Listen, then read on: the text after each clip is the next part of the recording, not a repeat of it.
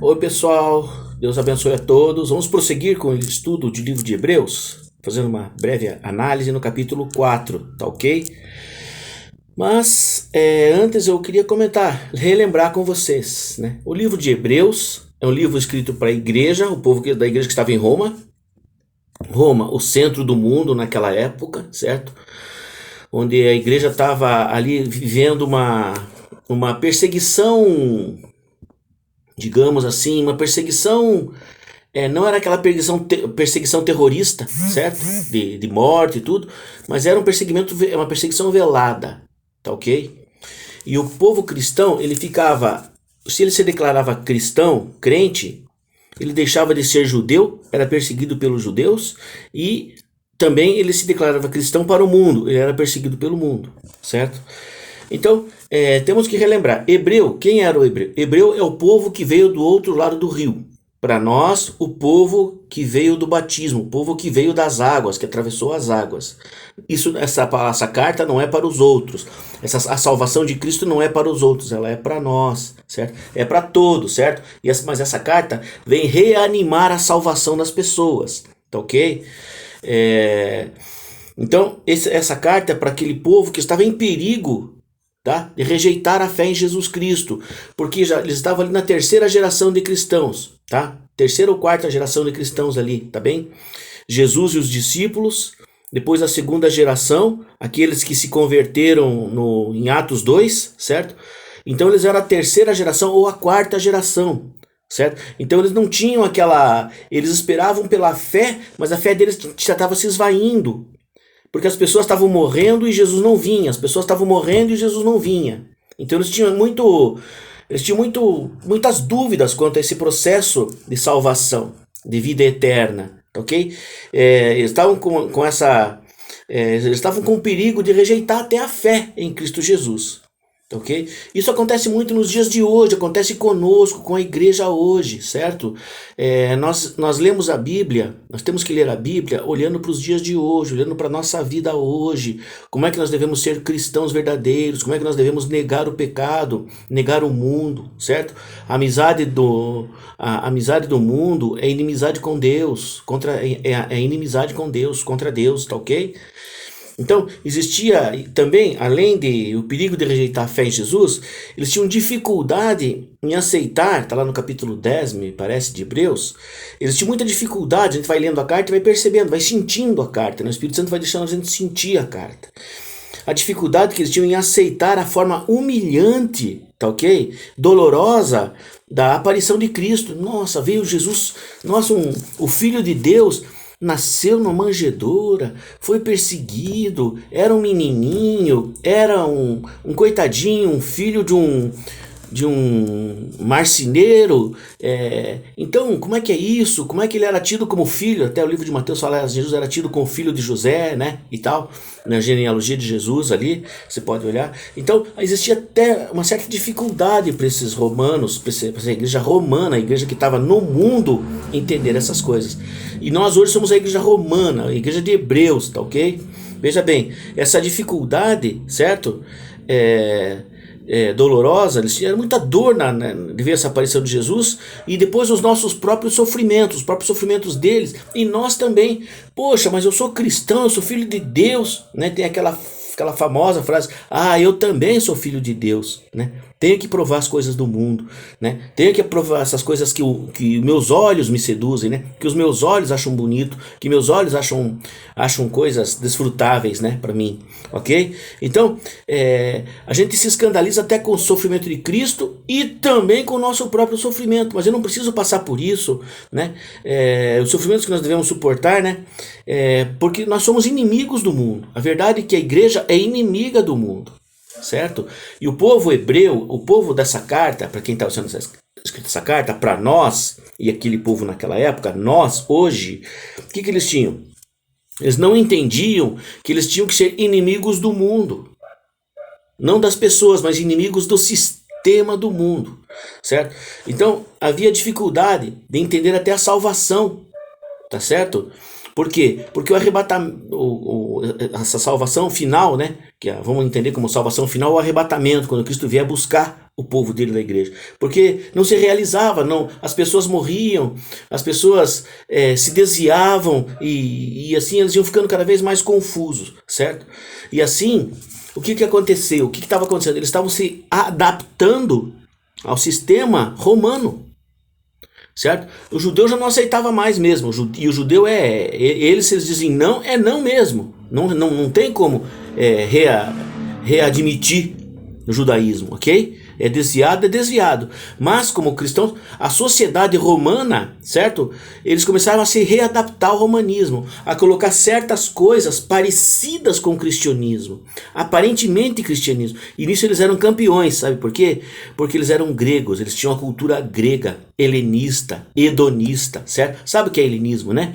Aquela cultura que do discurso, da mente, o que é o homem, ser ou não ser, essa questão. Começavam a meditar humanamente na palavra de Deus e começavam a adaptar algumas coisas dentro da igreja, adaptavam coisas do mundo e colocavam na igreja também essas coisas, tá ok, pessoal?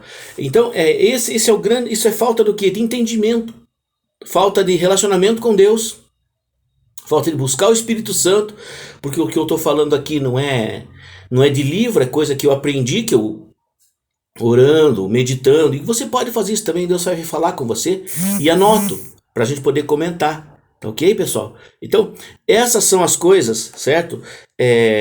Que eu tenho para falar para vocês hoje.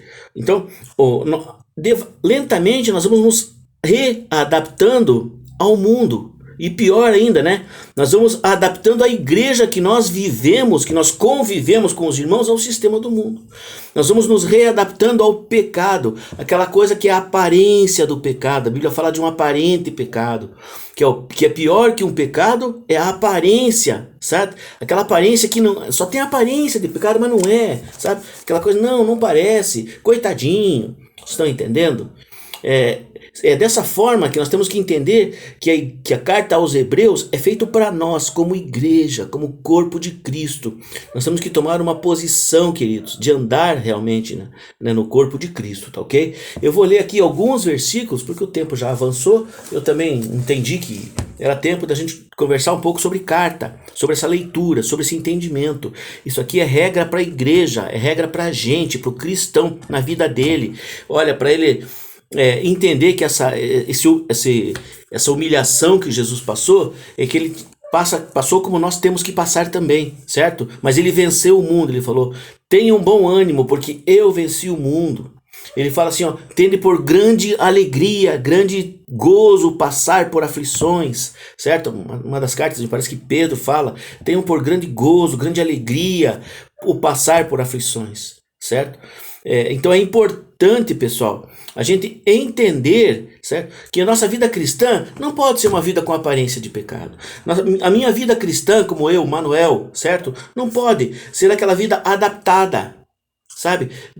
Amanhã eu tenho culto, vou no culto arrumadinho, ajeitadinho, bonitinho, mas eu saio do culto, eu continuo a mesma pessoa. Eu não procuro nem reavaliar a minha vida espiritual segundo o que eu vou ouvir amanhã. Aliás, na segunda-feira talvez eu nem lembre do que eu ouvi domingo no culto. Percebem isso? Isso é o quê? Nós estamos ali indo para manter as aparências, certo? É mais ou menos, tá? Vamos assim mesmo. Jesus vai demorar para vir, sabe? Sabe aquele pensamento de criança? Não vai acontecer. Não vai acontecer nada. O pai não vai bater, a mãe não vai repreender, o pai não vai ver. Dessa maneira, você leva as coisas como crianças. E ele até fala alguma coisa aqui, se não me engano, nessa carta aqui. Eu tenho muito para falar para vocês, mas vocês são muito verdinhos, vocês são muito criança. Que não seja assim conosco, querido. Amém? Eu vou ler aqui, 2 ou 3 versículos, tá bem? Capítulo 4, 1. Vamos ver. Por isso, tenhamos cuidado enquanto nos é oferecida a oportunidade para entrar no descanso de Deus, para sermos salvos. Não aconteça que alguém de vocês fique para trás. Ele está falando para a igreja inteira, toda a igreja. Olha, pessoal, nós também recebemos como eles uma boa notícia, que é o que? O evangelho. Arrependei-vos, né? Mas a mensagem que eles ouviram de nada lhes adiantou, pois não permaneceram unidos na fé com aqueles que tinham ouvido. Quer dizer, eles não ficaram com os pastores, não ficaram com os missionários, não ficaram com o evangelista, não ficaram com a palavra, não ficaram com Jesus Cristo. Tá ok? Nós, porque acreditamos, podemos entrar nesse descanso, conforme Deus disse. Por isso eu jurei na minha ira, jamais entrarão no meu descanso. Aqui se trata do descanso de Deus depois que realizou as suas obras no princípio do mundo. Quando? Sétimo dia de descanso, certo? Lá no sábado, quando Jesus criou todas as coisas, viu que tudo era muito bom e descansou. Em algum lugar também a Escritura diz a respeito do sétimo dia. E no sétimo dia Deus descansou de toda a sua obra. Olha o que eu falei agora. E de novo, em nosso texto, ele fala jamais entrarão no meu descanso. Não fala uma vez só, ele fala algumas vezes, né? Mas sabemos que alguns entrarão no descanso. E os que receberam em primeiro lugar a boa notícia não entrarão por causa da desobediência deles. Por isso, Deus fixa novamente um dia que ele chama hoje. Olha só que bênção. Aquela salvação, aquele descanso, muitos não entraram, não tem como entrar, não há como entrar, certo? Porque foi aquilo foi deixado de lado, aquilo foi, sabe? Foi mas será, sabe? O pessoal não deu valor àquilo. Então o que Deus fez? Olha aqui, ó. Mas a boa notícia, em primeiro lugar, ó, os que receberam em primeiro lugar a boa notícia, não entraram por causa da desobediência. Por isso Deus fixou novamente um dia que ele chama hoje, dizendo por meio de Davi, depois de muito tempo, o que lembramos acima. Hoje, se vocês ouvem a voz de Jesus, a voz do Deus, a voz do Pai, a voz do Espírito Santo, não fiquem com o coração endurecido. Tá certo? É até aqui, pessoal. Até vou marcar aqui para a gente poder continuar na semana que vem. Então, que essa palavra, que você entenda que essa palavra é palavra de salvação, é palavra de vida eterna, é palavra que você que é crente fique firmado na palavra. Amém?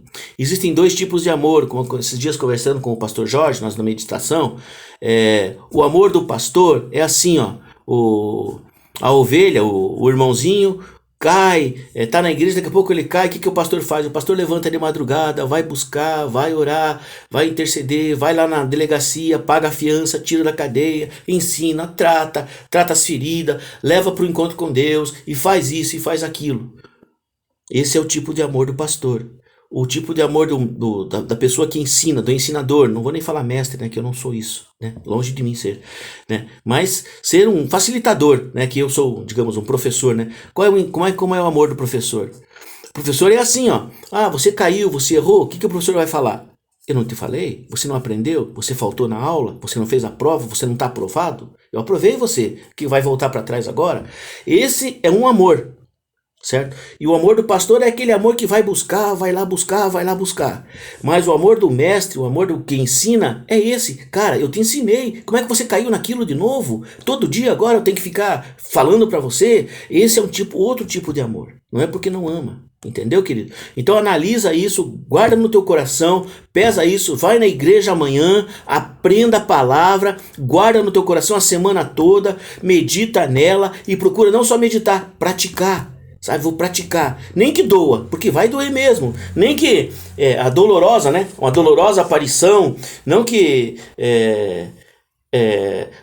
os inimigos do mundo, as dificuldades vão aparecer, mas sabe quando é que aparece a dificuldade do mundo? Quando nós resolvemos praticar a palavra. Se você está sofrendo no mundo, querido, e você não pratica a palavra, de nada vale. Tá ok? Agora, se você está sofrendo por amor à palavra, porque você procura viver a palavra, porque você eu quero ser transformado, e isso é fé, isso é o Espírito Santo trabalhando em você, se você está tentando viver dessa maneira, isso é galardão. É presente, é prêmio no final. A palavra de Deus fala assim, como eu já repeti, tende por grande alegria, grande gozo o passar por aflições. Esse passar por aflições não é porque você errou ser afligido, não, é porque eu estou acertando com o Senhor. Amém? Que Deus te abençoe, Fica com Deus. Até semana que vem. Tchau.